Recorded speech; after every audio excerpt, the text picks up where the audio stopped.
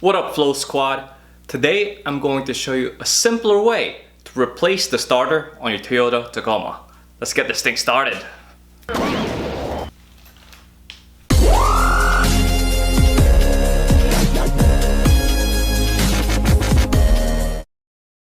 This video was brought to you by K-Flow's Crib, your #1 resource for Tacoma DIY projects.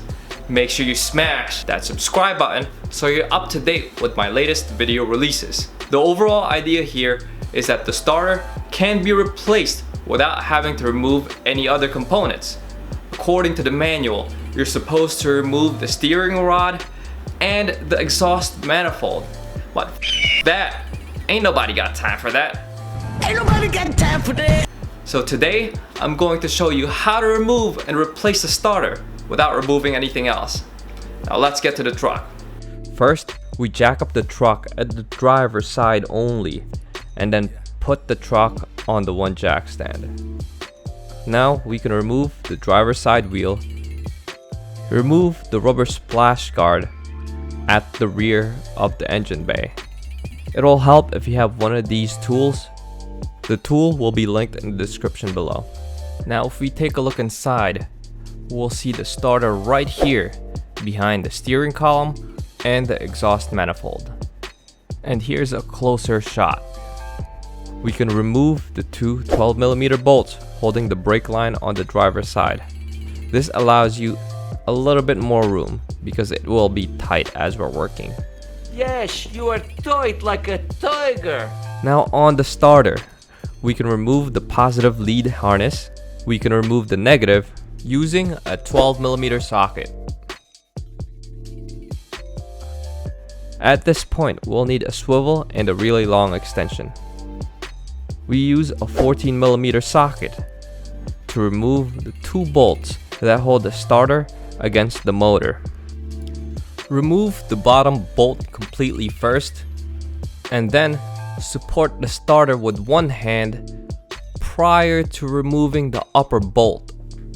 Then we can rest the starter against the frame as you see here. At this point, we'll actually have to take the starter apart while it's inside the engine bay, because right now it's too big to fit in any of the spaces over there. So let's go to the workbench so I can show you how. The starter is made up of two major pieces, the motor and the solenoid. To take them apart, first we have to remove the ground from the solenoid by using a 12mm socket. Then we use a 10mm socket to remove the two long bolts, and the two should just twist apart just like you see here. Now that the starter is taken apart, we can pull out the motor portion of the starter and then the solenoid portion. This one will be a little tricky, so just rest it against the frame just like you see here, and make sure it's oriented in this way with the black knob pointed down, and then just pull on the brake line a little bit, and that will be enough clearance for you to pull out that solenoid. Now the rest of the video is just reassembly, which is the complete reverse of what we just did. In order to continue, you'll have to also start with the new starter already disassembled. First, we insert the solenoid into the engine bay, and then the motor. Inside the engine bay, we put the two pieces together, and I'll show you how you do that at the workbench now. We put the two pieces of the starter together like so. We install the two long bolts using a 10mm socket. We then install the ground using a 12mm socket. We now install the starter against the motor with a 14mm bolt and then torque them down to 27 foot-pounds.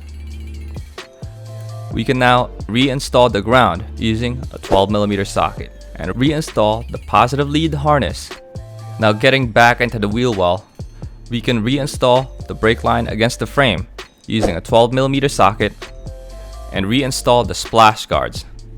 Here I'm actually using new splash guards. Link where you can find them will be in the description below. Now we can reinstall the wheel. And remember, torque down the lugs to 85 foot-pounds. Then finally, we jack down the truck. So as you saw here, by taking that starter apart, it makes the job so much easier. And I do have just a few side notes for you guys. In the shots, I did have the catalytic converter removed, so it's easier for you guys to see what's going on. But this whole job can be done with the catalytic converter still installed. So that's pretty much it for this video, guys. Make sure you smash that like and the subscribe button. And until next time, peace out.